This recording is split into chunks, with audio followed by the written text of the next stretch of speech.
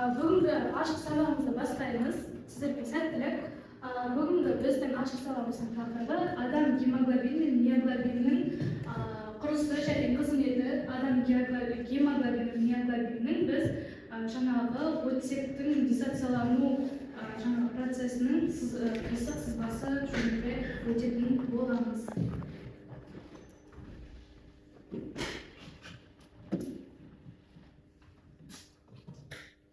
Келесі, балдар, біз алдыңғы сабақта жасуша туралы өткен болатынбыз.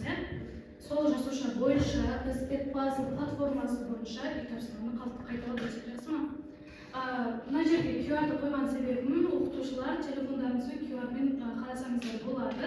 Бұл Edpuzzle платформасы видео арқылы балдар тапсырма орындау арқылы өздері балдардың жинап отыратын болады. Айта кететін жайт,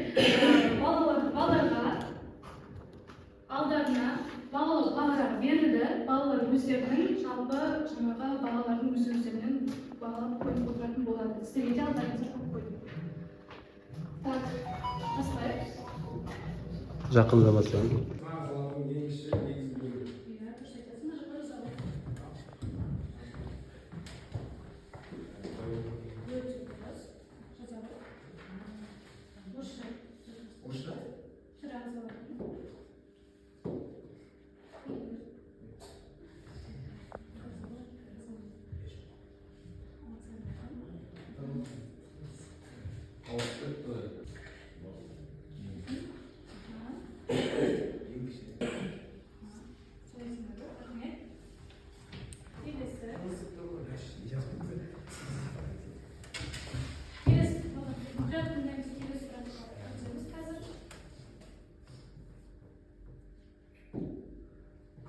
Жасуша дегеніміз тірі ағзалардың негізгі құрылымдық және қызметтік бірлігі.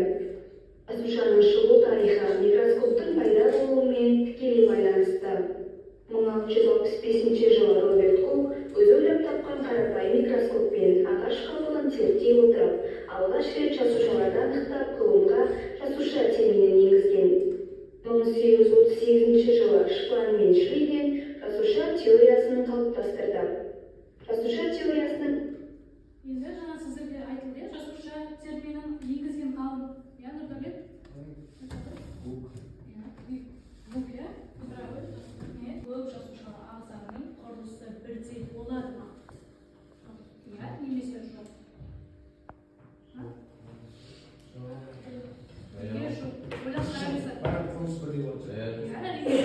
Неге өйткені біздің жасушадағы келген органеліктердің барлығы бірдей.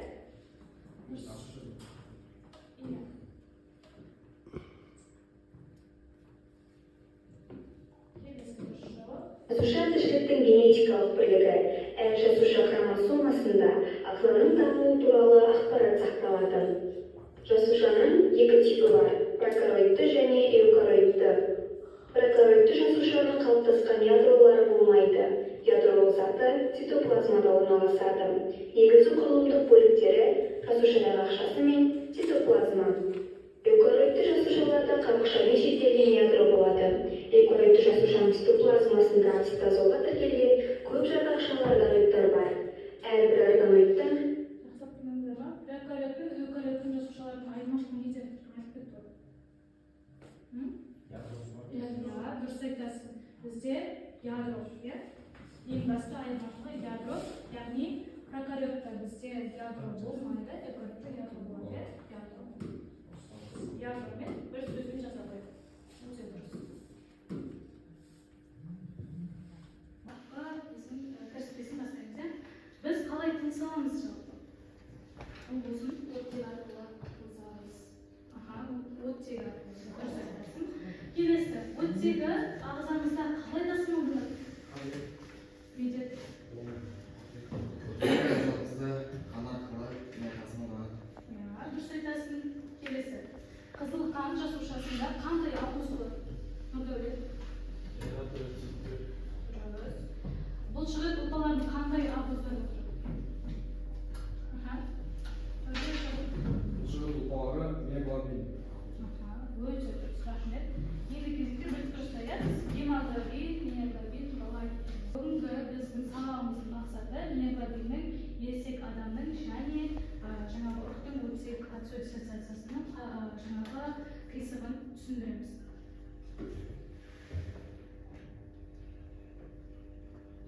Гемоглобин дейміз не? Гемоглобин бізде адам және оның қалың, оның қасы жануарлардың тыныс алу, жүйелердің жаңағы организмнің ұлпаларына оттек тасымалдайды. Құрамында темір болатын пигмент. Келесі, біз құрылымына қарайтын болсақ, гемоглобин төртінші ретті құрылымға ие 4 полипептидті тізбектен тұрады. Осы тақырып тобында гем тобы бар. Гем тобы темір ионынан тұрады. Әрбір бізде жаңағы темір ионы оттегі молекуласымен байланысады. Барлығы бізде 4-2 жаңағы оттек оксид шығады. Молекуласы бір гемоглобин молекуласы арқылы адам ағзасына тасымалданады. Келесі бізде миоглобин. Миоглобин дегеніміз бізде қаңқалы бұлшықетпен жүрек бұлшықетінің оттегінің байланыстыратын нервус. Миоглобиннің құрылымы қандай? Миоглобиннің молекуласы бір полипептидтік тізбектен және гемнен тұрады. Оның молекуласының массасы 1017. Келесі, енді негізгі қызметіне тоқталатын болсақ, жалпы бізде негізгі қызметі екеуінде оттегіні тасымалдау. Ал гемоглобин бізде газ алмасу үдерісіне оттегімен байланысады, ұлпаларға оттегімен тасымалдайды. Ал миоглобин қызметі бізде бұлшықеттердің жиылуы үшін қажетті энергияны алады. Келесі. Ендігі біз жаңағы оттек гемоглобин, миоглобинді қарастырайық. Бізде оттек диссоциациясы гемоглобин, миоглобин арқылы жүретін болғандықтан осы тақырыпты алып отырмын. Бізде оттектің әртүрлі концентрациясында гемоглобиннің оттегімен байланысы көрсетіледі. Яғни мына жерде сіздер көріп тұрғаныңыздай график берілген 100% және 0%. 100% яғни бізде ол әр гемоглобин молекуласының 4 оттегі молекуласын тасымалдайды деген сөз. Ал 0% ол бізде қану, яғни гемоглобин молекуласының оттегін тасымалдамайды. Осы арқылы, осы график арқылы адамның ағзасында оттегі қалай жүріліп жатыр, өтіп жатыр, соны белгілеуде коллаж әдісімен алдарыңызға берілді. Цветной қарындаш, маркер, цветной бумага, түрлі түсті қағаздар, отрез, сол бойынша коллаж жасайсыздар. Қазір біз топқа бөлеміз. Топ әдісімен бөлеміз. Яғни, бұның ішінде 12 тас бар. 12 тас, мысалы бір адам арман келіп алған жағдайда бір саны шыға, ол бірінші топқа кететін бірінші топ. Екінші адам келіп екі саны болатын болса, санның ішінде ол адам екінші топқа кетеді. Жақсы ма? Арман келіп тасты.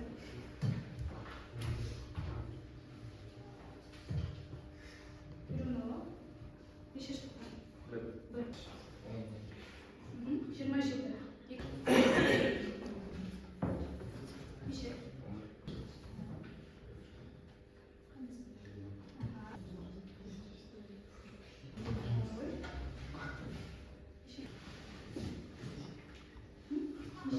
Бірінші топ. Неше? Екінші топта. Қалауында. 82 екінші топта боласың. Неше? Бірінші топ. Екінші топта. Алдыңғы. Бірінші топта. Енді осы сан бірінші топ гемоглобин және миоглобин құрылымы мен қызметі туралы қарастырасыздар. Қалай жасайсыздар сол тақырып бойынша. Екінші топ оттек диссоциациялануының қисық сызығы. Сол бойынша тасымалдайсыздар. Уақыт кетті. Сіздерге 10 минут уақыт беріледі. Алдағы түрлі түсті қағаздар, қалай жасайсыздар. Суреттерді қиып жабыстырсаңыздар да, өздеріңіздің идеяларыңызға қарай. Суретті жабыстырып, жаңағы түсіндірме жұмыс жүргізесіздер ме, болмаса ішіне жазасыздар ма, определение бересіздер ма, түрлі түсті қағаздарды қолданып отырсаңыздар, бірігіп істеп уақыт тез үнемдейсіздер.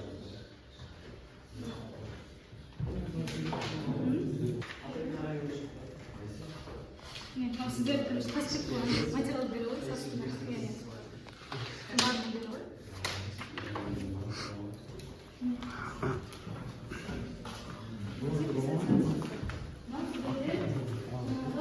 Гемоглобин, миоглобиннің қызметін бар.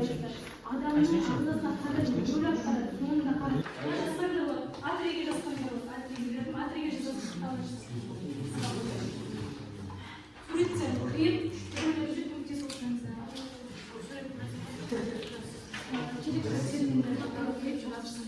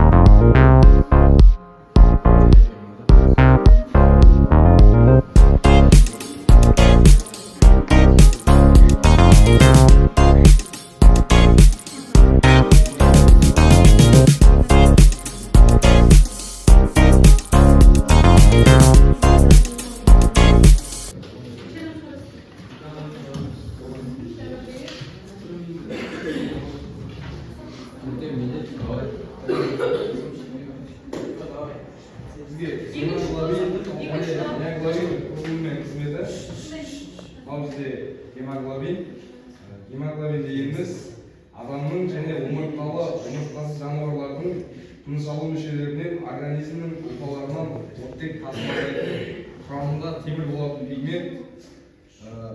Жалпы ересек адамның 100 мл қанында 13-16 грамм гемоглобин болады.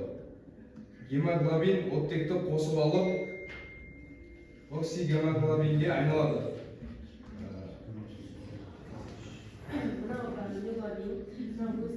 Темір деп аталады. Және де миналарды оқып кетейін. Миоглобин құрылымдық бұлшықет пен жүрек бұлшықетін оттекпен байланыстыратын нәріміз. Миоглобин адам организмдегі оттектің 14%-ін байланыстыруы қабілетті. Миоглобин құрылымдық жинақтың 3-ші деңгейінің глобулы нәрімізі. Миоглобин қан фазасында бос күйінде болса, оның уыттылығы гемоглобин тәрізді жоғары болады.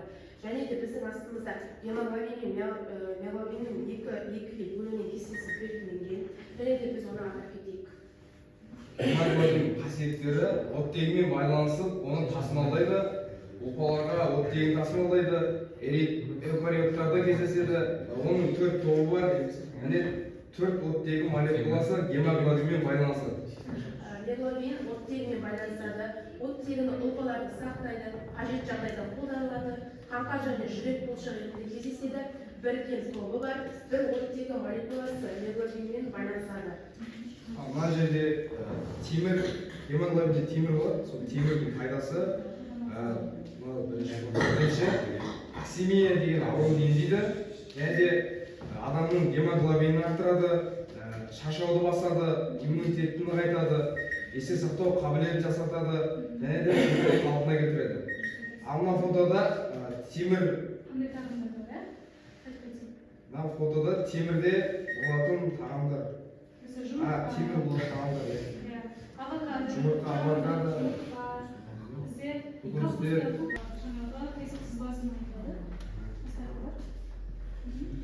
Оксид гемоглобиннің түзілуі. Оттегінің гемоглобинге қосылуы, байланысуы, оттегінің концентрациясы және жоғары болғаны жер. Мысалы өкпенің алвеолалары капиллярда. Бұл концентрация түскен уақытында дененің ұлпаларындағы капиллярларда метаболизмі кезінде байқалады. Оттегінің гемоглобинмен байланысы тұрақсыз болады. Оттегі гемоглобиннің аз ажырайды және қоршаған жасушаларға еріген түрде диффузияланады. Оттегінің гемоглобиннен ажырауы үдерісі изоляция деп аталады. Гемоглобинмен қосыла алатын оттегінің мөлшері оның концентрациясымен анықталады. Немесе оны парциалды қысым деп атайды. Оттегі ағзаға қызыл қан жасушалары арқылы тасымалданады. Оның құрамында оттегімен байланысқан ақуыз гемоглобин бар. Гемоглобиннің әрбір молекуласы 4 полипептидтік тізбектен құралады. Әрбір глобин тізбегі, яғни мономер, өзінің пигментті гем тобымен байланысады. Қанға қызыл түс береді. Әрбір гем тобының құрамында бір валентті темір бар. Және оттегінің бір молекуласын өзімен тұрақсыз. Әсірі берілген қисық сызбасыya тіпті дисертационның процесіне жақсы рахмет.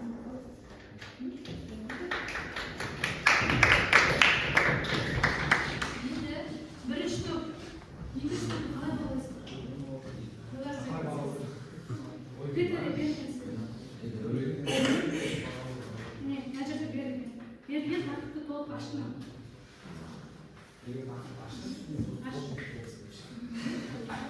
Жалпы жұмыстарды қалай баға бересіз?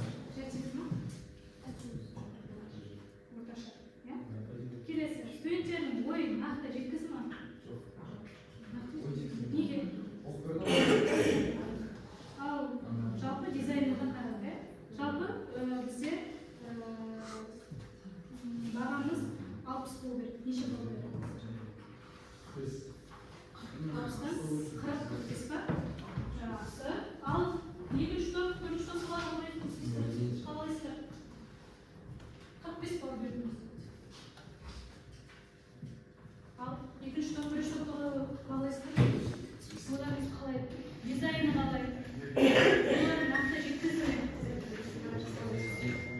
Қатты жарайды осында?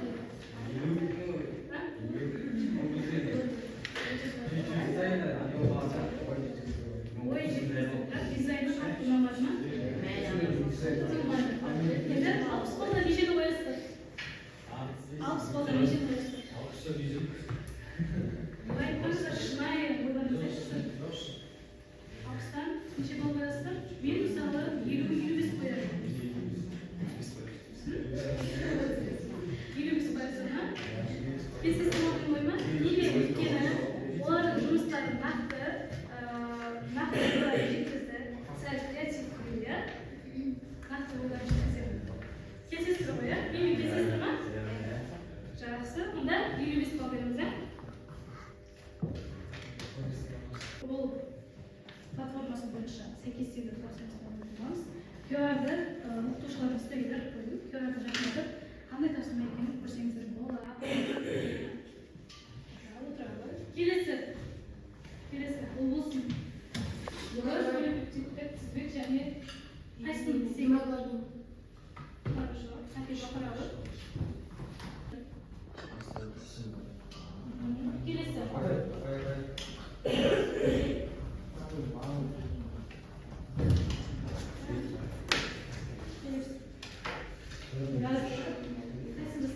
Үшіншісі, төртіншісі, бесіншісі. Келесі. Төртінші сұраққа кім жауап береді? Гемоглобиннің оттегімен байланысуын көрсетеді. Дәуірбек.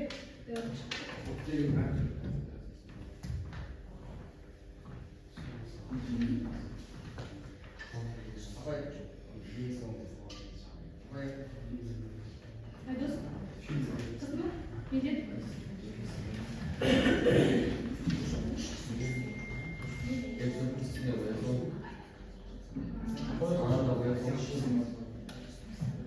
Білмейді ма? Тексеріп көреміз, бірақ қате болса ренжімейді.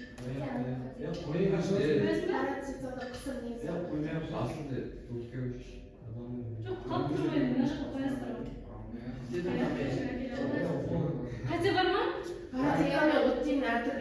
Zaten iki orada olsak. Қай жердің? Ана өтсеңін әртүрлі деген осы сұрақ. Австралар. Деме? апай гемоглобин деген дұрыс тұрмаған ба? Гемоглобин деген адамның және оның қалды гемоглобин деген дұрыс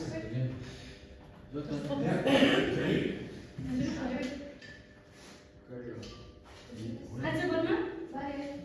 Тез, бір, екі, үш.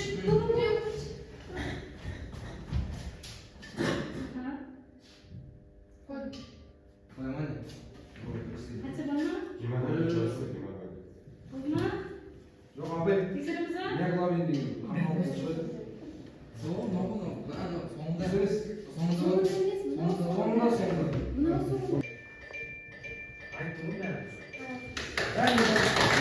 Ашып, QR-кодқа жақындатсаңыздар, сіздерге рефлексия шығады. Бізде бұл платформа атауы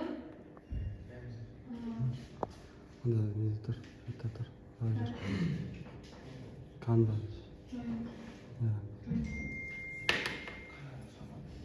Joiners деген платформа бойынша QR-код арқылы басасыздар. Сіздерге сұрақ беріледі, сол бойынша сұраққа жауап бересіздер. Солаймен біз жаңа сұрағымызды қорытындылаймыз. Омыртқасыздар және омыртқалы жануарлардың әртүрлі топтарының қандарға тыныс алу иммунитеті туралы реферат жазасыздар.